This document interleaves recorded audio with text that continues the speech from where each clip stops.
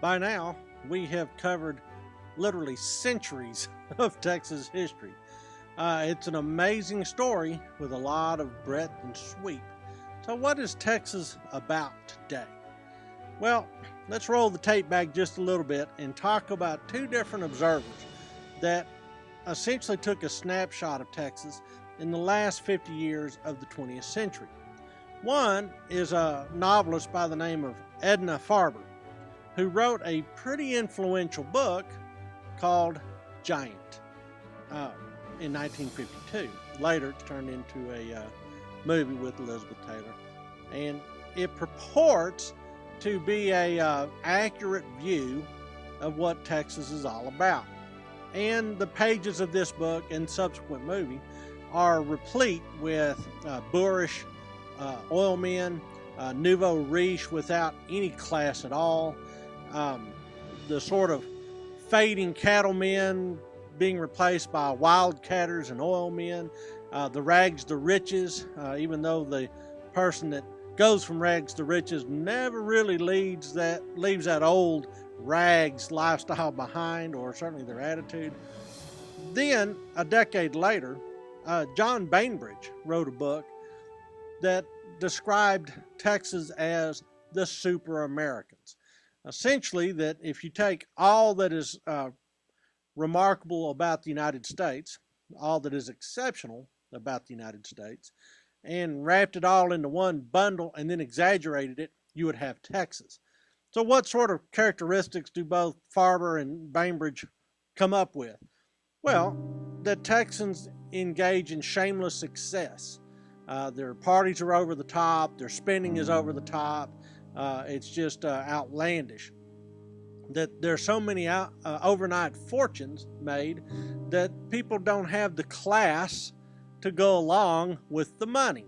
And so as a result, you have a sort of proliferation of bad taste, loud boastfulness, and general boorishness. Interestingly enough, however, both these books, while telling the world, their entire audience, how goofy Texans are, they inadvertently both glorified and patronized Texas simultaneously. Well, what is traditional Texas then? Well, I think by now we've kind of gotten an idea that Texans may have a somewhat healthy distrust or certainly well-developed suspicion of big government. At the same time, Texans oftentimes are accused of being anti-intellectual. Compared to other states in the United States, Texas does not score as well on things like support for welfare, unemployment, and education. And in a very real way, Texas is a citadel of guns and God. So, what are the trends? Which way is Texas going in the future? We're kind of stepping away from history and heading into futurism, but it's based on pretty good evidence and trends. After 9/11, and certainly after the presidency of George W. Bush, the Texas swagger, while still a source of pride for Texans, has lost some of its luster internationally and nationally. Bush had a rocky tenure as president, and that will have an impact and a legacy on the Texas brand, if you will. Also, as we go into the future, the oil barons are fading. Petroleum has been good to Texas, but increasingly it looks like technology is going to get us to a point where oil will not be the only game in town.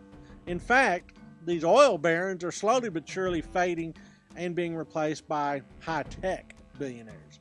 And these high-tech guys are the ones that seem to be replacing the cowboy and the wildcatter. After all, who owns the sports teams? Well, one of the major sports teams is owned by an oil man. The other one is owned by a tech billionaire. So, there you go.